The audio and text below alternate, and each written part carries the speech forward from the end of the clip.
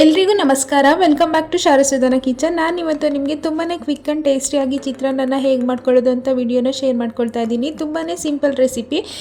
ಮೊದಲಿಗೆ ಒಲೆ ಮೇಲೆ ಒಂದು ಅಗಲವಾಗಿರುವಂಥ ಪ್ಯಾನ್ ಇಟ್ಕೊಂಡು 2ರಿಂದ 3 ಟೇಬಲ್ ಸ್ಪೂನಷ್ಟು ಆಯಿಲ್ನ ಸೇರಿಸ್ಕೊಂಡಿದ್ದೀನಿ. ಆಯಿಲ್ ಬಿಸಿಯಾಗಿದ್ದಾದಮೇಲೆ ಸ್ವಲ್ಪ ಸಾಸಿವೆ, ಹಾಗೆ 2 ಟೇಬಲ್ ಸ್ಪೂನಷ್ಟು ಕಡಲೆ ಬೀಜ, ಹಾಗೆ 1 ಟೇಬಲ್ ಸ್ಪೂನಷ್ಟು ಕಡಲೆ ಬೇಳೆನ ಸೇರಿಸ್ಕೊಂಡು ಇದೆರಡು ಸ್ವಲ್ಪ ಕ್ರಿಸ್ಪಿ ಆಗೋವರೆಗೂ ಚೆನ್ನಾಗಿ ಫ್ರೈ ಮಾಡ್ಕೊಳ್ಳೋಣ.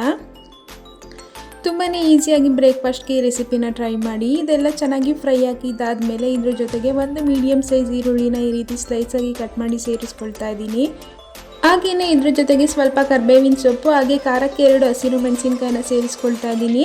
ನಿಮಗೆ ಖಾರ ಜಾಸ್ತಿ ಬೇಕು ಅನಿಸಿದ್ರೆ ಜಾಸ್ತಿ ಸೇರಿಸ್ಕೊಳ್ಬೋದು. ಇದೆಲ್ಲನೂ 2ರಿಂದ 3 ನಿಮಿಷ ಚೆನ್ನಾಗಿ ಫ್ರೈ ಮಾಡ್ಕೊಳ್ಳೋಣ. ಯಾರಾದರೂ ಹೊಸದಾಗಿ ನಮ್ಮ ವಿಡಿಯೋನ ನೋಡ್ತಾ ಇದ್ದರೆ ನಮ್ಮ ಚಾನಲ್ನ ಸಬ್ಸ್ಕ್ರೈಬ್ ಮಾಡಿಕೊಂಡು ಸಪೋರ್ಟ್ ಮಾಡಿ.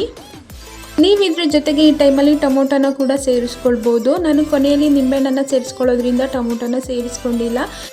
2ರಿಂದ 3 ನಿಮಿಷ ಈ ಈರುಳ್ಳಿನ ಚೆನ್ನಾಗಿ ಫ್ರೈ ಮಾಡ್ಕೊಂಡಿದ್ದಾದಮೇಲೆ ಇದಕ್ಕೆ 1 ಚಿಟಿಕೆಯಷ್ಟು ಅರಿಶಿಣ ಪುಡಿ, ಹಾಗೆ ರುಚಿಗೆ ತಕ್ಕಷ್ಟು ಉಪ್ಪನ್ನು ಸೇರಿಸ್ಕೊಂಡು ಒಂದ್ಸಲ ಚೆನ್ನಾಗಿ ಮಿಕ್ಸ್ ಮಾಡ್ಕೊಳ್ಳೋಣ.